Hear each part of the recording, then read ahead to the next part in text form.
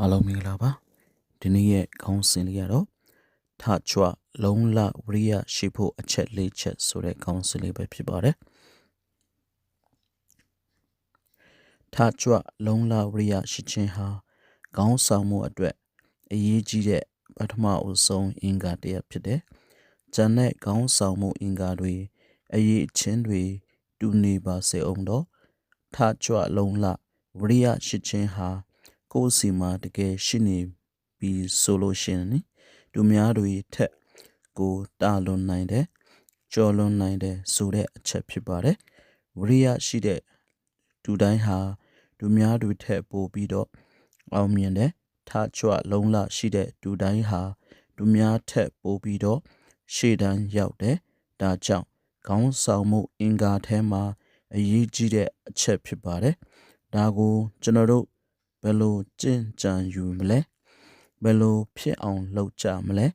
ထကြွလုံးလဝရိယဖြစ်ပေါ်လာဖို့အတွက်လေ့ကျင့်ရမယ့်အချက်၄ချက်ကိုမျှဝေပေးခြင်းပါတယ်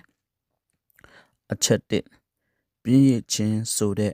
ရန်သူကိုတိုက်ထုတ်ပါထကြွလုံးလဝရိယရှိခြင်းရဲ့စန့်ကျင်ဘက်ကိုကျွန်တော်တို့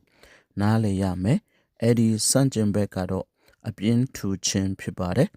ပြည့်ရခြင်းဖြစ်ပါတယ်ထကြွလုံးလဝရိယရှိခြင်းရဲ့ရန်သူဖြစ်တဲ့အပြင်းထူမှုဟာ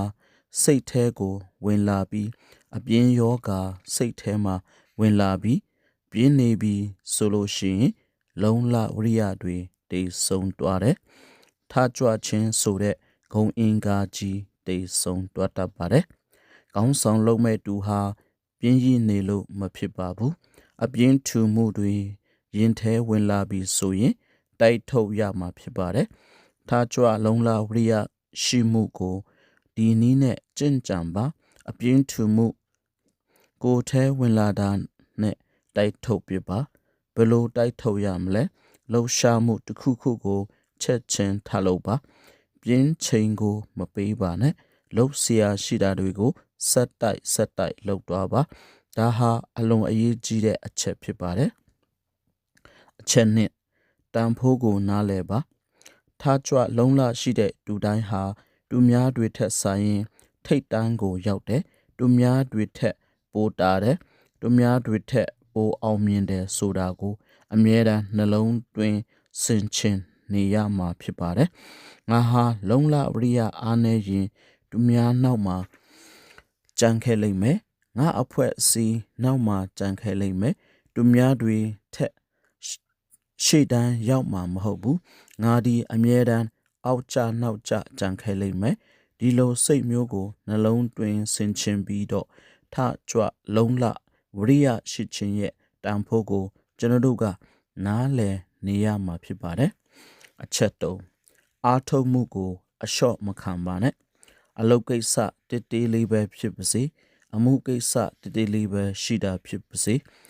တေးငယ်တာပဲဆိုပြီးတော့မပေါ့မဆနဲ့လုံးလဝရိယမလျှော့ပါနဲ့ကိစ္စကြီးငယ်တေးဒီဖြစ်စေငယ်ဒီဖြစ်စေအမှုကိစ္စတိုင်းမှာလုံးလဝရိယထကြွရှိစွာနဲ့ဆောင်ရွက်တတ်ဖို့လိုအပ်ပါတယ်ကေတရာစာချင်းတိမင်းတွေဟာသားကောင်ကိုတေးဒီငယ်ဒီ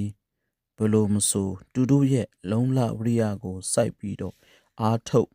အရယူပါတယ်ဒီလိုစိတ်မျိုးနှလုံးသွင်းပြီးတော့ဒီကိစ္စကတော့ပေါ့လေးပဲဒီကိစ္စတော့သေးလေးပဲ